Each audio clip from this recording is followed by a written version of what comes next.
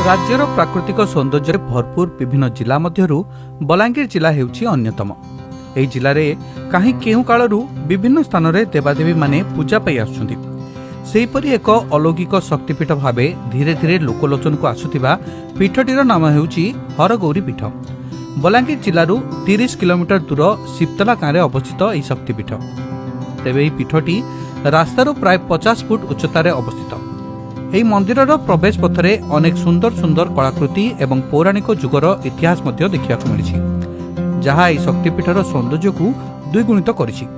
ଏଠାରେ ପ୍ରତ୍ୟେକ ବର୍ଷ ସଂକ୍ରାନ୍ତିରେ 3 ଦିନ ଧରି ମହା ଆଡମ୍ବର ସହ ଯାତ୍ରା ପାଳିତ ହୋଇଥାଏ ଓ ପ୍ରତିବର୍ଷ ଦେବଦେବ ମହାଦେବଙ୍କ ଶିବରାତ୍ରି ଜାଗର ଉତ୍ସବ ପାଳିତ ହୁଏ। ତେବେ ମନ୍ଦିରର ମୁଖ୍ୟ ଆକର୍ଷଣ ହେଉଛି ମନ୍ଦିର ପ୍ରାଙ୍ଗଣରେ ଥିବା ଏକ ପାଣିକୁଣ୍ଡ। ଏହି କୁଣ୍ଡରୁ କୌଣସି ଋତୁରେ ବି ଯେତେ ପାଣି କାଢ଼ିଲେ ମଧ୍ୟ ସରେ ନାହିଁ ଏବଂ ପାଣି ସଦା ସର୍ବଦା ନିର୍ମଳ ଦେଖା जाउଥାଏ, ଯେଉଁଥିପାଇଁ ଭକ୍ତଙ୍କ ମଧ୍ୟରେ ଶକ୍ତିପୀଠକୁ ନେଇ ବିଶ୍ୱାସ ଅଧିକ ଦୃଢ଼ୀଭୂତ ହୋଇଥାଏ। ମୋ ନାଁ ମିତାଞ୍ଜଳି କାଲୁ, ମୁଇଁ ସମ୍ବଲପୁର ବାମ୍ରାରୁ ଆସିଛି। ନାଇଁ ଆମେ ବୁଲବା ଲାଗି ଆସିଥିଲୁ, ଇଆଡ଼େ ଯାଉଥିଲୁ ତ ଗୋଟେ ଜାଗାକୁ, ବୋଲେ ମନ୍ଦିରଟା ଦେଖିକରି ଆମକୁ ବହୁତ ଖୁସି ଲାଗିଲା, ବୋଲେ ପଶି ଆସିଲୁ ମନ୍ଦିରଟା।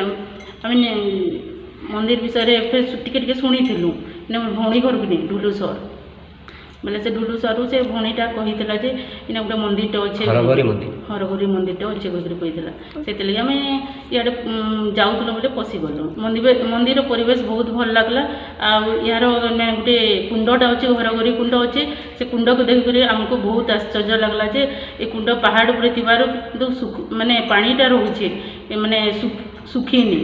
ସେଥିଲାଗି ଆମକୁ ଦେଖିକରି ବହୁତ ଆଶ୍ଚର୍ଯ୍ୟ। ପୂଜାରୀ ଯେଉଁ ପୂଜାରୀ ଆଜ୍ଞା ଅଛନ୍ତି ତାଙ୍କର ପୂଜା ବି ଆମକୁ ବହୁତ ପ୍ରସନ୍ନ ଲାଗିଲା ଯେ ପୂଜା ପାଠଟା ତାଙ୍କୁ ଯେନ୍ କରୁଛନ୍ ସେ କରବାଟା ଆମକୁ ବହୁତ ଖୁସି ଲାଗିଲା।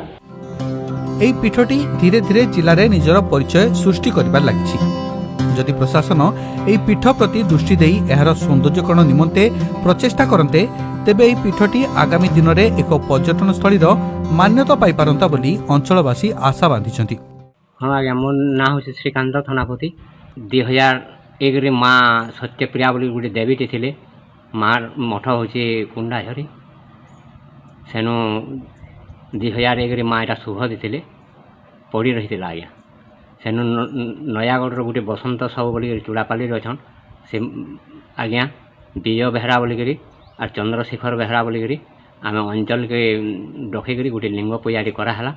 सेनु एतके बरगद तले स्थापन करी माँ तारिणी के और हरगौरी के सेनु पूजा चलला आज्ञा। सेनु नानादी भक्त डोनेशन करी पीठटा धीरे धीरे गति कर आज्ञा। बलांगीर सौम्य रंजन पुरोहित सहित सुजाता मिश्र रिपोर्ट, महक टीवी न्यूज।